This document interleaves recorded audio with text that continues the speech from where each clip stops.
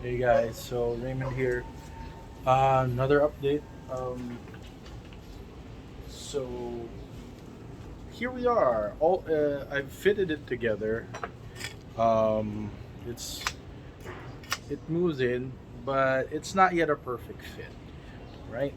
So if you take a look behind it, there's still space in between, so it's not a perfect fit. I'm gonna have to fix that. Once that fit is done, it should be okay. And if you're wondering what this is, so this is just a little rag that I put on. So as I mentioned in my last video, the final stage is once I've gotten this kind of hollowed out, I've drilled the holes, and it's like 90% done. I just use this as a final thing so that the fit would be perfect, right? Now, when I heat up the tang, we don't want that heat going up the blade and changing the heat treatment. So I put a wet rag right here, just right above the part, the part that you're going to heat up, and that's just it. And that keeps the whole blade and the heat treatment fine. Doesn't change. So the heat treatment stays the same. Um, and all you have to do is deal with a couple of stains at the bottom, but here we go. So it's getting pretty close to done. Um,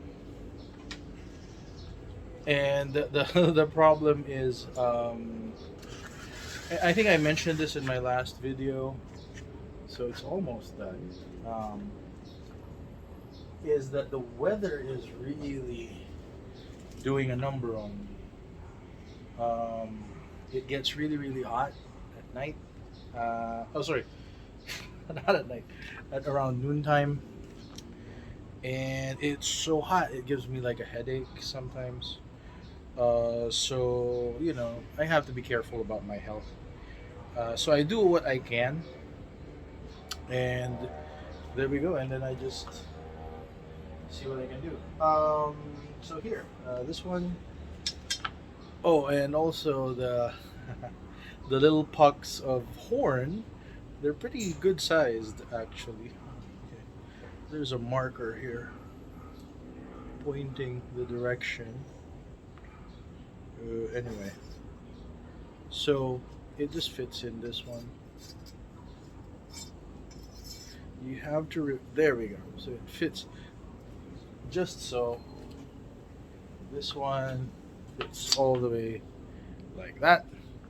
This one's gonna get reduced a little bit more. The thing I'm worried about is I was fitting this in like so, um, and I had to let go of this real quick because there was a burning sensation.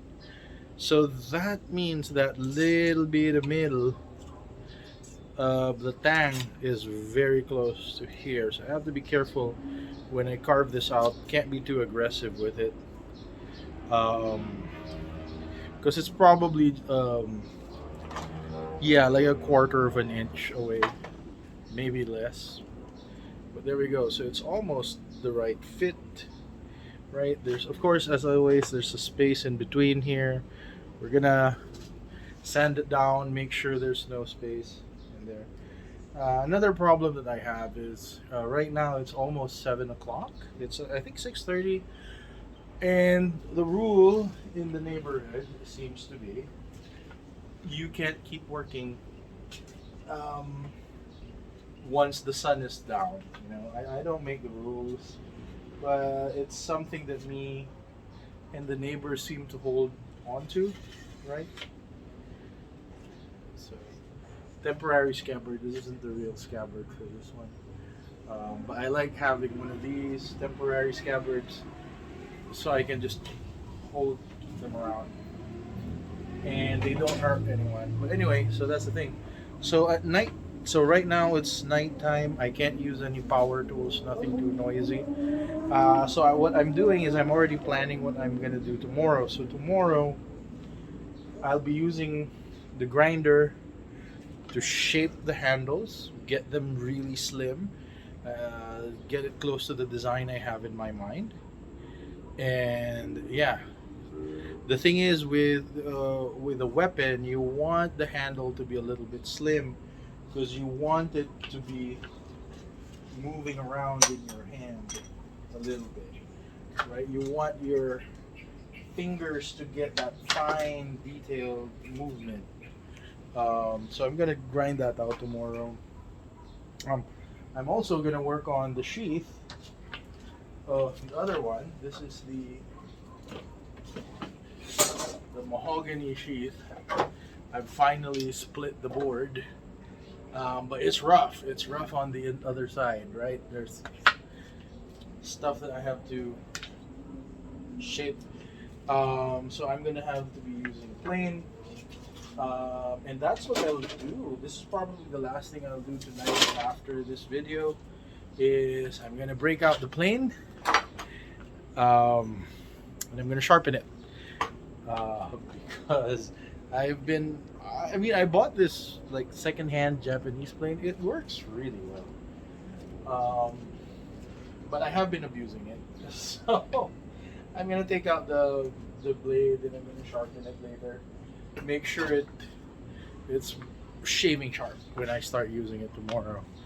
And that's the thing about doing a project like this. Like, um, I don't really do this for a living.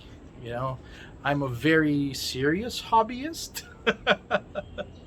is what I would say. So there are certain things that I forget because I would do this like one time and then stop doing it for about 3 months and then I'll come back to it. And there are certain things that you forget once you stop doing something. So you kind of relearn them. What I've noticed is the more often I do this, the less I have to relearn. So a lot of stuff comes back to me really quickly.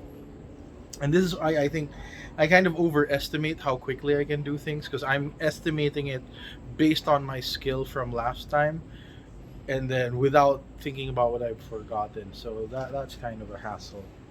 And then what you do is you kind of plan things out in your head, and I think that's where I really struggle sometimes because the materials are you don't want to waste materials, right?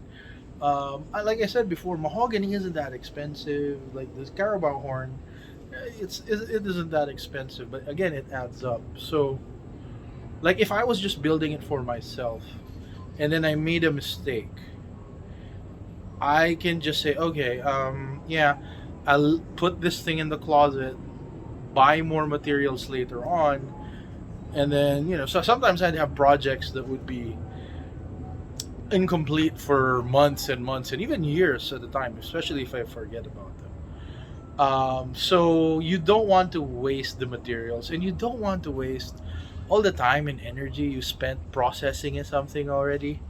So that's kind of a thing. So sometimes you do get paralyzed a little bit. Like you don't want to go to do the next step because what if you make a mistake? Then that's like hours lost. Not just the the material cost, but the hours that you spent shaping it, and that's a hassle. That's a pain in the butt.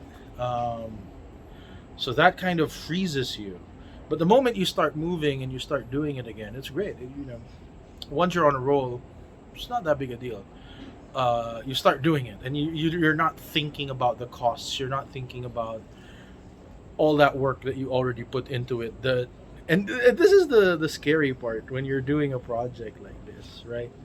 Is that every step that you make can potentially ruin the whole project, or at least large parts of the project, and that means you have to start all over again, and that's just scary. That's just scary. I can't imagine I'm trying to imagine how some people do this for a living, especially like the high end stuff. Um, yeah, that's really rough when you have to go back to the beginning, and then you have to explain to the other guy like, "Hey, you're out of luck. My hand slipped." Oh, and speaking of my hand slipped, Another thing is injuries. Holy moly, injuries. You do get injured when you build something. It's just part of the hobby. It's part of the activity. But it does also cause you to freeze a little bit. So what happened to me was I sawed through one of my nails. It was a mistake. So at least I know that my saw is sharp, right? Because I didn't feel it until I had like one pull stroke.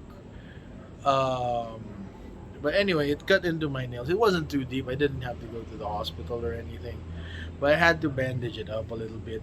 And if anybody here knows what it feels like when your nail gets chopped or gets sawed off or something, oh, it was painful. It was the recovery is the pain too, and that also freezes me a little bit. And so this project, which I should have been done with, is taking a longer time than I thought.